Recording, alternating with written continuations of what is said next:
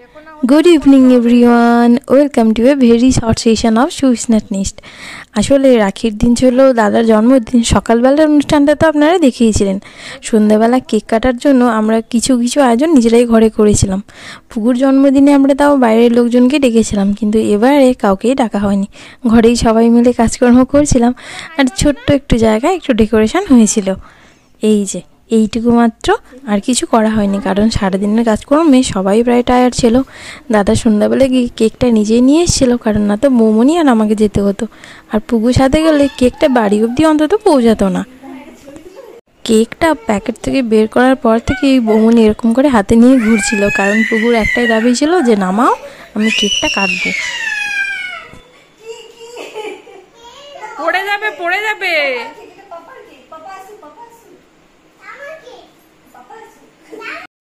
এমনি টাইমে সবার চোখ মুখগুলো একটু বেশ উজ্জ্বল থাকে, তবে আজকে একটু সবার চোখ মুখগুলো বসা লাগছে, কারণ সকাল থেকে ওই কাজকর্মের জন্যই।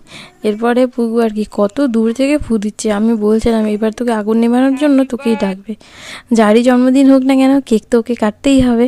ওর জন্মদিন রিসেন্ট গেছে, আবার বলছে যে হ্যাঁ আগের বছর আবার আছে, আবার ততদিনে কি কেক হবে সেটাও ওর ভাবনা চিন্তা হয়ে গেছে। দেবগড় জায়গাটা ভারী ভালো, তবে এখানকার খাবারের জিনিসগুলো আমাদের ওখানের থেকে বেশ আলাদা।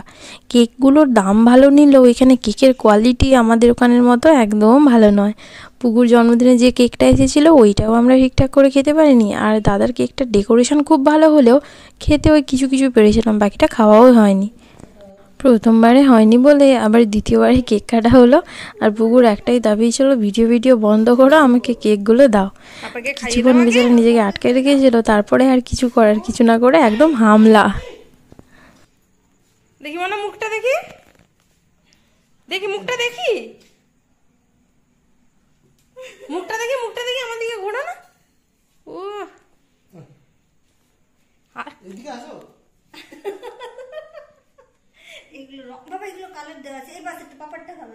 পাপার দিকটা খাও।